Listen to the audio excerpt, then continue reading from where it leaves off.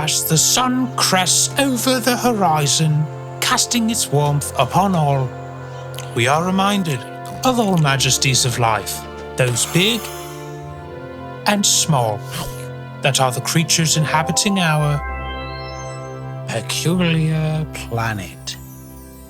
We start our program following the worker mite as it starts its morning and prepares for the long day of work ahead. Worker mites belong to large colonies and often long for a sense of greater purpose. These mites labor away for hours upon hours for the good of the greater colony. It seems our mite here has nothing left to live for and takes one last smoke before succumbing to gravity and embracing the sweet release of death. As the mite plummets to its demise, it is plucked out of the sky by a nerve-winged bristletail and taken back to its nest in the trees.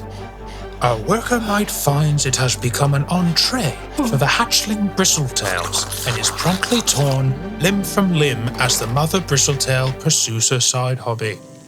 After a full meal, the hatchlings must prepare for flight, and it seems all but one have been successful. Sometimes all you need is a leap of faith. And just like that, our bristletail hatchling is up and flying. But not long after does it find itself entangled amongst the sticky webs of the Siren scorpion weaver. This formidable insectoid punctures its victims in the abdomen with its venomous tail, thus paralyzing its prey, but keeping it alive and conscious for what's to come. The Siren then tongues down its victim, planting several of its young inside the intestinal tract.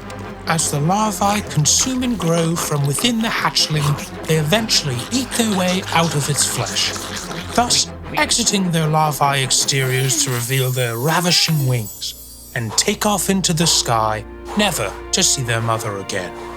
The siren fly is a beautiful specimen, but it is an easy target.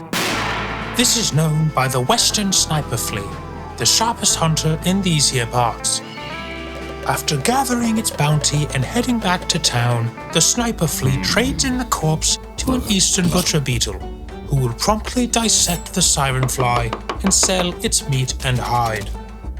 Before doing so, the butcher beetle removes the poison gland from the siren fly's spinal cord and sells it to a low-life shadewalker, who then in turn pawns it off to a common drug slug. The drug slug goes back to its apartment and inhales the poison with its roommate as they watch old TV sitcoms. That is, until a police appeal kicks in their door without a warrant and proceeds to open fire upon the drug slugs. This results in a judiciary hearing in the grand chambers of the Insecta Council. Presiding in front of the Honourable Judge Mantis, the litigious council sways the opinion of the court and a verdict has been reached. In a blatant disregard for the judicial system, the police appeal is found not guilty on all counts and is let go free of all charges. This sparks many protests from the various walks of life of the insectoid community. Violent pushback by the police appeals ultimately give rise to riots across the city, resulting in utter animalistic chaos. It gets so desperate that President Earwig decides to enact Doomsday Protocol and employs a fleet of termite tanks onto the riots, who in turn launch their beetle bombs into the crowds, blowing their entire civilization to smithereens. Deaths range in the millions, but eventually the pile of perished corpses disintegrates back into what will become a future worker mite home.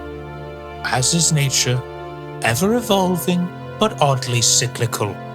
I'm Sir Rupert Tupperpupperwupperpin, and thus is the way of the peculiar planet.